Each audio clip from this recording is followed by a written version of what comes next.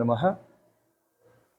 ಪ್ರಥಮದಲ್ಲಿ ಮೂಲ ಆಚಾರ್ಯ ಪರಂಪರೆಯನ್ನು ಹನುಮಂದಿರದಲ್ಲಿ ಸ್ಮರಿಸಿಕೊಂಡು ಪಂಚಕೇದಾರೇಶ್ವರರನ್ನು ಸ್ಮರಣೆ ಮಾಡಿಕೊಳ್ಳುತ್ತಾ ಶ್ರೀಪೀಠದ ಒಡೆಯರಾದಂಥ ಶ್ರೀಮತ್ ಹಿಮೋತ್ಕೇದಾರ ವೈರಾಗ್ಯ ಸಿಂಹಾಸನಾಧೀಶ್ವರ ಶ್ರೀ ಶ್ರೀ ಶ್ರೀ 1008 ಜಗದ್ಗುರು ಭೀಮಾಶಂಕರಲಿಂಗ ಶಿವಾಚಾರ್ಯ ಭಗವತ್ಪಾದ ಮಹಾಸನ್ನಿಧಿಯವರ ಅಡಿದಾವರೆಗಳಲ್ಲಿ ಅನಂತ ಶತಕೋಟಿ ದೀರ್ಘದಂಡ ಪ್ರಣಾಮಗಳನ್ನು ಸಮರ್ಪಣೆ ಮಾಡುತ್ತಾ ಇಂದು ಬೆಂಗಳೂರು ಮಹಾನಗರದ ಹೇಮಾದ್ರಿ ಟ್ರಾವೆಲ್ಸ್ ವತಿಯಿಂದ ಆಯೋಜನೆ ಮಾಡಿರುವಂಥ ಚಾರ್ಧಾಮ್ ಯಾತ್ರೆಯ ಪ್ರಯುಕ್ತವಾಗಿ ತಾವೆಲ್ಲರೂ ಕೂಡ ಗಂಗೋತ್ರಿ, ಯಮುನೋತ್ರಿ ಮತ್ತು ಕೇದಾರನಾಥ ದರ್ಶನವನ್ನು ಮಾಡಿಕೊಂಡು ಕೇದಾರಪೀಠದ ಗದ್ದಿ ಸ್ಥಾನಕ್ಕೆ ಇವತ್ತು ಆಗಮಿಸಿ ಜಗದ್ಗುರು ಮಹಾಸನ್ನಿಧಿಯವರ ದರ್ಶನಾಶೀರ್ವಾದ ಹಾಗೂ ಕ್ಷೇತ್ರನಾಥನ ಅನುಗ್ರಹವನ್ನು ಪಡೆದಂಥವರಾಗಿದ್ದೀರಿ.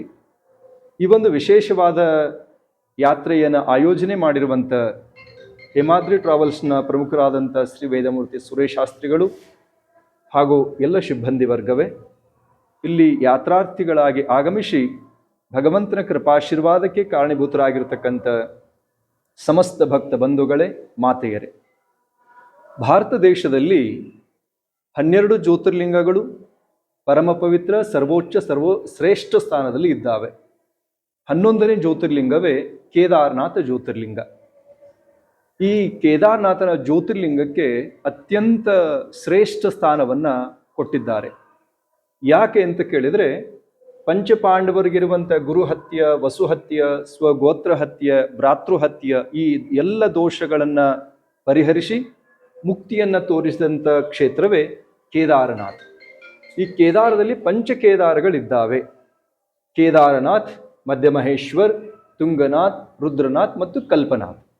ಕೇದಾರನಾಥ ಶಿವನ ಪೃಷ್ಠಭಾಗ, ಮಧ್ಯಮಹೇಶ್ವರ ಶಿವನ ನಾಭಿಸ್ಥಾನ, ತುಂಗನಾಥ ಶಿವನ ಬಾಹುಸ್ಥಾನ, ರುದ್ರನಾಥ ಮುಖಮಂಡಲ ನೇತ್ರಸ್ಥಾನ, ಕಲ್ಪೇಶ್ವರ ಜಟಾಭಾಗ.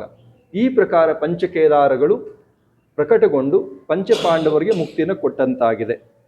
ಅಂತಹ ಪಂಚಕೇದಾರಗಳಲ್ಲಿ ಪ್ರಮುಖವಾಗಿರ್ತಕ್ಕಂಥ ಕೇದಾರನಾಥನ ದರ್ಶನವನ್ನು ತಾವೆಲ್ಲ ಪಡೆದಿದ್ದೀರಿ. ಅದರ ಜೊತೆಗೆ ವೈಶಾಖ ಮಾಸದಿಂದ ಕಾರ್ತಿಕ ಮಾಸ ಪರ್ಯಂತರವಾಗಿ ಕೇದಾರನಾಥನ ಪೂಜೆ ನಡೆಯುತ್ತೆ. ಪೂಜೆ ಮಾನವರ ಕೈಯಿಂದ ಆಗತ್ತೆ. ಪೂಜೆಯನ್ನು ಮಾಡ್ತಕ್ಕಂಥವರು ಕನ್ನಡ ನಾಡಿನ ಶುದ್ಧ ವೀರಶೈವ ಜಂಗಮ ಪರಂಪರೆಯವರೇ ಇಲ್ಲಿಯ ಪರ್ಯಂತರವಾಗಿ ಕೇದಾರನಾಥ್, ಮಧ್ಯಮಹೇಶ್ವರ್, ಓಂಕಾರೇಶ್ವರ್, ಗುಪ್ತಕಾಶಿ ಈ 4 ಸ್ಥಾನದಲ್ಲಿ ಪೂಜೆಯನ್ನು ಮಾಡುವಂಥವರಿದ್ದಾರೆ. ಆನಂತರದಲ್ಲಿ ಕಾರ್ತಿಕ್ ಶುದ್ಧ ದ್ವಿತೀಯ ಅವತ್ತು ಕೇದಾರನಾಥ ಮಂದಿರ ಕ್ಲೋಸ್ ಆಗತ್ತೆ. ಅವತ್ತು ಪ್ರಾತಃ ಕಾಲ 3 ಗಂಟೆಯಿಂದ ವಿಭಿನ್ನವಾದ ಪೂಜಾ ಪ್ರಕ್ರಿಯೆಗಳು ನಡೆಯುತ್ತೆ. ಆನಂತರದಲ್ಲಿ 6:30 ಸರಿಸುಮಾರಿಗೆ ಕೇದಾರನಾಥ ಬಾಗಿಲು ಗರ್ಭಗುಡಿ ಬಂದಾಗತ್ತೆ. 8:30 ಸರಿಸುಮಾರಿಗೆ ಮಹಾದ್ವಾರ ಕ್ಲೋಸ್ ಆಗತ್ತೆ. 6 ತಿಂಗಳ ನಂತರದಲ್ಲಿ ಮತ್ತೆ ಬಾಗಿಲನ್ನು ತೆರೆಯುವಂಥ ಅವಕಾಶ. ಕೇದಾರನಾಥ ಬಾಗಿಲನ್ನು ತೆರೆಯುವಂಥ ಅಧಿಕಾರ ಭಾರತದಲ್ಲಿ ಯಾರಿಗೂ ಇಲ್ಲ.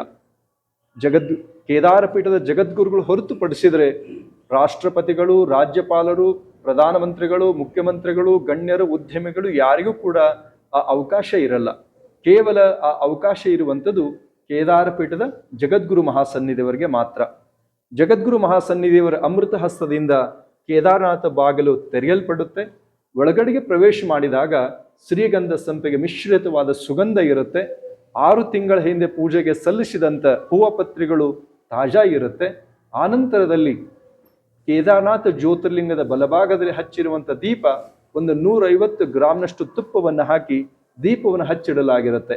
ಆ ದೀಪ ಹಾಗೆ ಉರಿತಾ ಇರುತ್ತೆ.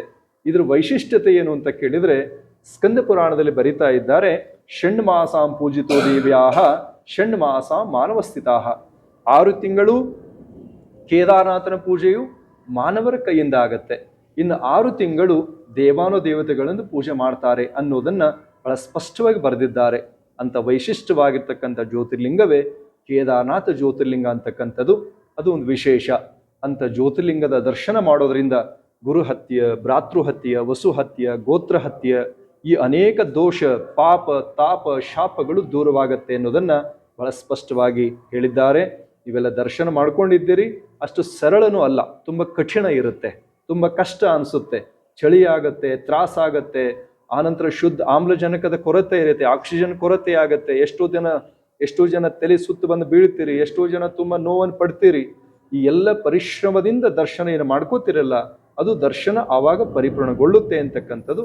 ಅಂತ ದರ್ಶನ ತಾವೆಲ್ಲರೂ ಕೂಡ ಈ ಟ್ರಾವೆಲ್ಸ್ ಇಂದ ಸುರೇಶ್ ರವರು ಮಾಡಿಸಿದ್ದಾರೆ. ತಮ್ಮೆಲ್ಲರ ಬದುಕು ಪಾವನ ಆಗ್ಲಿ, ತಮ್ಮ ಮನೋವಾಂಛಿತ ಫಲಗಳನ್ನು ಭಗವಂತ ಅನುಗ್ರಹಿಸುವಂತಾಗ್ಲಿ ಅಂತಕ್ಕಂಥ ಸಂಕಲ್ಪದೊಂದಿಗೆ ಈ ಸಂದೇಶಕ್ಕೆ ವಿರಾಮ ಕೊಡ್ತೇವೆ. ಓಂ ಶೋಭಯಾತ್. ಭೋಲೆ ಶಂಕರ ಭಗವಾನ್ ಕಿ, ಕೇದಾರನಾಥ್ ಮಹಾರಾಜ್ ಕಿ, ನಾಲ್ವಡಿ ಶಾಂತಲಿಂಗ ಶಿವಾಚಾರ್ಯ ಮಹಾರಾಜ್ ಕಿ.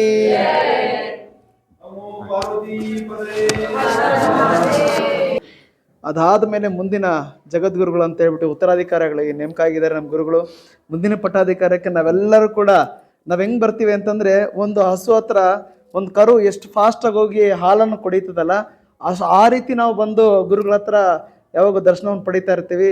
ಸುಮಾರು ನಾನು ಚಿಕ್ಕ ಹುಡುಗಿಯಿಂದ ನನಗೆ ಆಶೀರ್ವಾದ ಮಾಡ್ತಾ ಇದ್ದಾರೆ ನಮ್ಮ ಗುರುಗಳು. ಕಣ್ಣೋಕುಪ್ಪೆ ಮಠದಲ್ಲಿ ಇದ್ದಾಗ ಕೂಡ ನಮಗೆಲ್ಲ ಆಶೀರ್ವಾದ ಮಾಡಿದ್ದಾರೆ. ಭಾಳ ಸಂತೋಷ ಆಗುತ್ತೆ. ನಮ್ಗೆ ಇವತ್ತು ಉಕ್ಕಿ ಮಠದಲ್ಲಿ ನಮ್ಗೆ ಇಲ್ಲಿ ಸಿಕ್ಕಿರೋದು, ಉತ್ತರಾಖಂಡಲ್ಲಿ ನಮ್ಗೆ ಸಿಕ್ಕಿರೋದು ಭಾಳ ಸಂತೋಷ ಆಗುತ್ತೆ. ಎಲ್ಲರೂ ಗುರುಗಳ ಆಶೀರ್ವಾದವನ್ನು ಪಡೆದುಬಿಟ್ಟು ನಾವು ಮುಂದಕ್ಕೆ ಯಾತ್ರಾ ಪ್ರಯಾಣ ಮಾಡೋಣ ಅಂತೆ.